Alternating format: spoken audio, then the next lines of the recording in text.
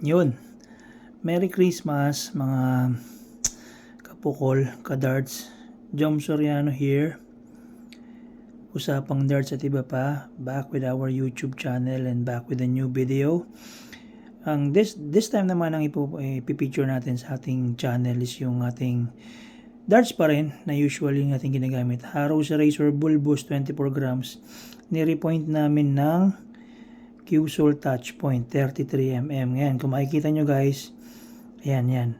May konting awang siya kasi itong ilalim nitong kabitan ng point ng Harrows barrel, hindi siya ganun kalalim, mababaw siya. So, sobra. Hindi na namin kayang isagad nung nirepoint namin siya. So, meron siyang awang.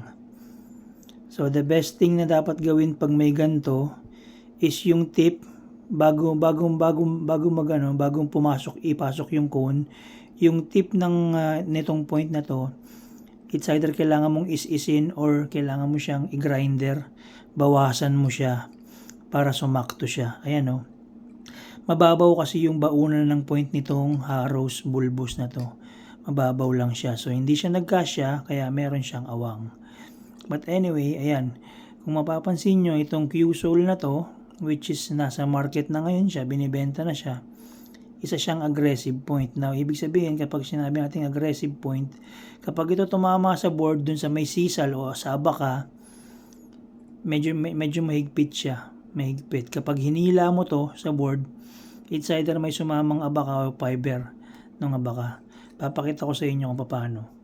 Lalo na ngayon yung board ko medyo luma na, matigas-tigas na. So, makikita nyo mahirap siyang bunutin. Kailangan mo siyang iikot. I-demo ko sa inyo. Pero isang mabilisang hagis lang to guys kasi magpapasko na eh. So, isang mabilisang set lang.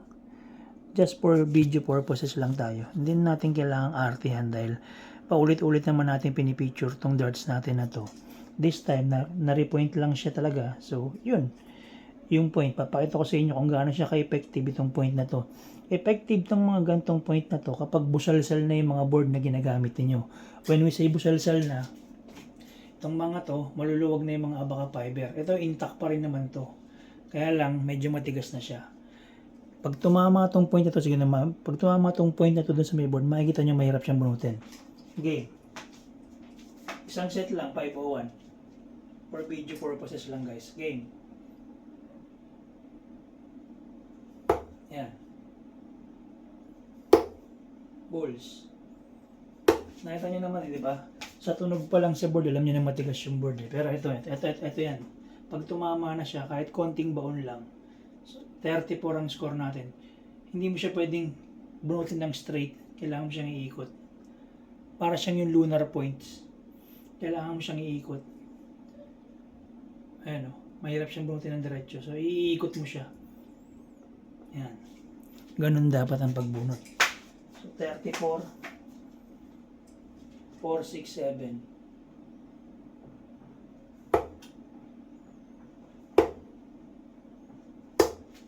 4, 6, 7, 85. 85. 4, 6, 7, 3, 6, 7, 382. 382. Ayan, ang hirap po. So, iikot mo siya. 382 left. So, kapag bibili kayo nito, may idea na kayo. 382. 19. 25 score. 382, 25 score. 357. Magnum 357. Diba? May idea na kayo kung gaano kahaba yung point na ipapasok nyo sa barrel. Tsaka may idea na kayo kung paano siya gamitin. 357 left.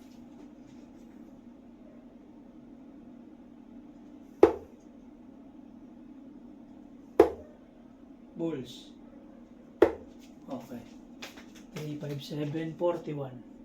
316. Yan. Ang hirap, di ba? Iikutin nyo siya talaga. Para lang mabunot. 316.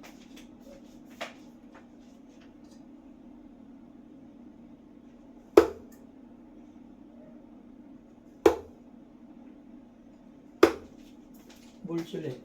316, 46. 316, 270. 270. So, iikutin mo siya. Ang sakit, di ba? 270.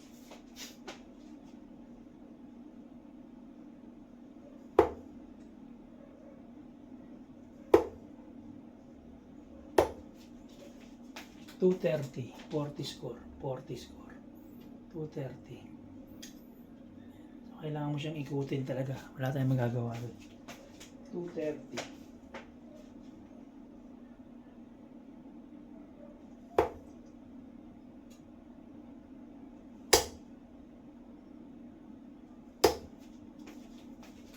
$170, 60 score. Ay, natunog pa.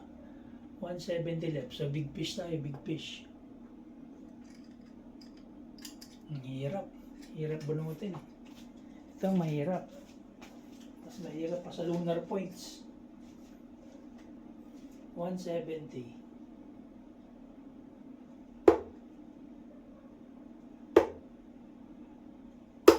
Ayaw eh. 170. 64. 106. 106. 106 left. Kaya na yan. 106.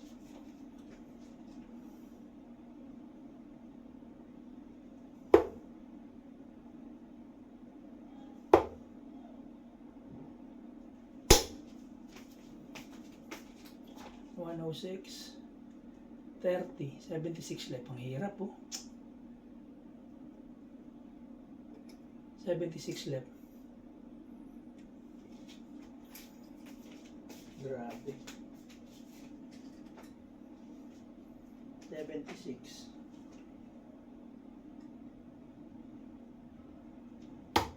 Okay na.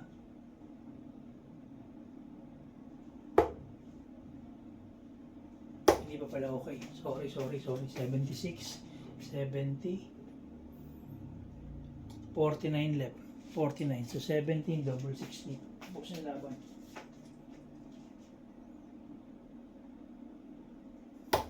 Yan. Double 16. There you go. Tapos.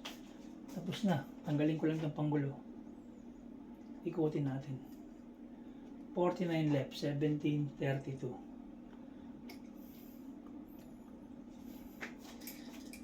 So yung guys. Less than 10 minutes lang yung video natin. Medyo mahirap siya. So again guys, ayan ha, meron na kayong meron ng warning ha. Ayan kapag ang gamit yung point, ang gamit yung darts barrel is yung Harrow's Razor. Yan. Meron siyang awang guys, ayan laki Medyo malaki. So ito, medyo baon-baon pa ng konti yung dalawa. Ito, medyo kailangan pang ibaon. So ayan. Ayan yan, kapag ganito yung bibilin nyo. So ang gagawin ko rito, bubunutin namin ulit ito ng kumpare ko. Gagrinder namin para sumakto. Pero yung quality nung point, very aggressive siya. Ang hirap bunutin sa dartboard guys. So kapag bago yung dartboard na pag gagamitan mo nito, malamang sasama yung sisal nito. So yan ang Qsol touch point, snake grip. 33mm lang to guys, 33mm lang. Konting-konti lang haba nito sa stock point. Ito ang stock point niyan. Ang stock point is 30mm. 30mm, ayan. So ayan, may 3mm na diferensya. 30mm to. So ayan. Ayan siya. Magkapatid yung darts na yan. 23 grams, 24 grams itong kulay blue. So ayan. So ayun guys. Dalawang Harrow's Razor ang gamit ko na darts. Yun nga lang, dahil razor grip nga siya, ang iiwasan nyo lang dito sa gantong barrel. Tinan nyo, pag bumagsak.